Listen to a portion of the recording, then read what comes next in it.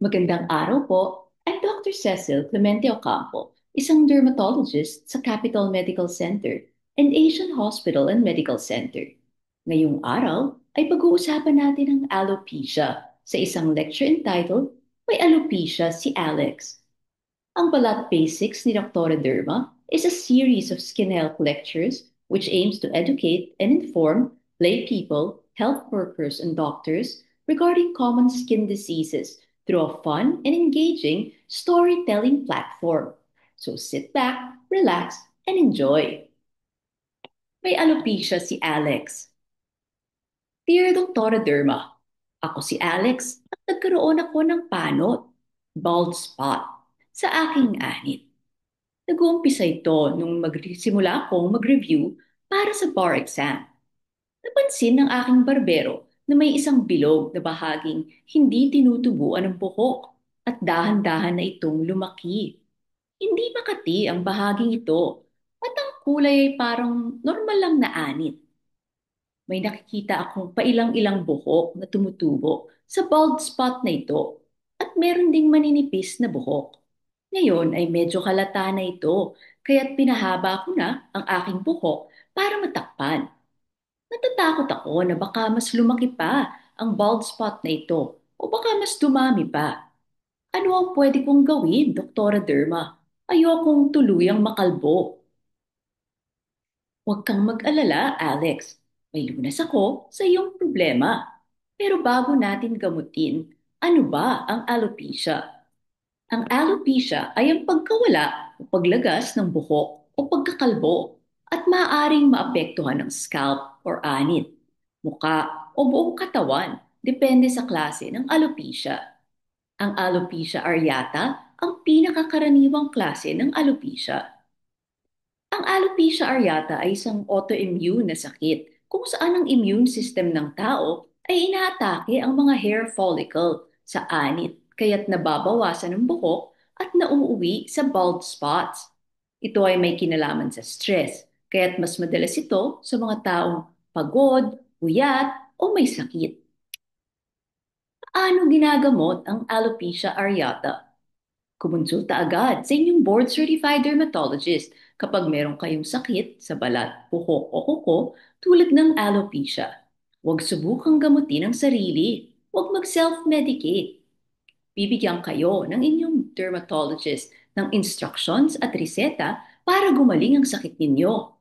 Kasama na dito ang mga shampoos, gamot na pinapahid sa anit, at mga vitamins para sa immune system. Maaari din kayong payuhan tungkol sa mga special procedures tulad ng steroid injections kung kinakailangan. Maaari ding magrekomenda ang inyong dermatologist ng scalp biopsy kung hindi malinaw ang sanhi ng alopecia. Sundang mabuti ang mga instructions ng doktor para mabilis gumaling at walang side effects na maranasan. Kung may simptomas pa rin pagkalipas ng 1 week, ay bumalik kayo sa inyong dermatologist. Mga dapat tandaan. Ang alopecia ay isang sakit na may kinalaman sa immune system, kaya't maaari itong matrigger ng mga kondisyon tulad ng stress, weight loss, dieting, infections at pregnancy. Ang alopecia ay maaaring localized or generalized, temporary or permanent. Maaaring maapektuhan ang buhok sa anit, scalp, kilay, beard or body, kilikili. Ang alopecia areata ang pinakakaraniwang form ng alopecia. Ang alopecia ay maaaring genetic at ito ay mas madalas sa mga lalaki. Ang alopecia ay maaaring may kinalaman sa mga iba pang medical conditions tulad ng vitamin deficiency, thyroid diseases, autoimmune diseases, or hormones. Thank you po sa payo ninyo, Doktora Derma. Ngayon ay meron ng tumutubong buhok sa aking bald spot at mas hindi na ito halata. Alam ko na din kung ano ang mga dapat iwasan para hindi lumala ang alopecia. Umaasa akong pagkatapos ng ilang buwan ay kakapal na uli ang buhok ko at matatakban na ng tuluyan ang bald spot. Maginhawa na ulit ang buhay. Nagpapasalamat, Attorney Alex.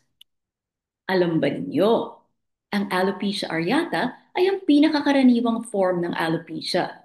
May mga rare forms of alopecia na mas malubha tulad ng alopecia totalis, nawawala lahat ng buhok sa anit o nagriresulta sa pagkakalbo, at alopecia universalis, pagkawala ng lahat ng buhok sa buong katawan.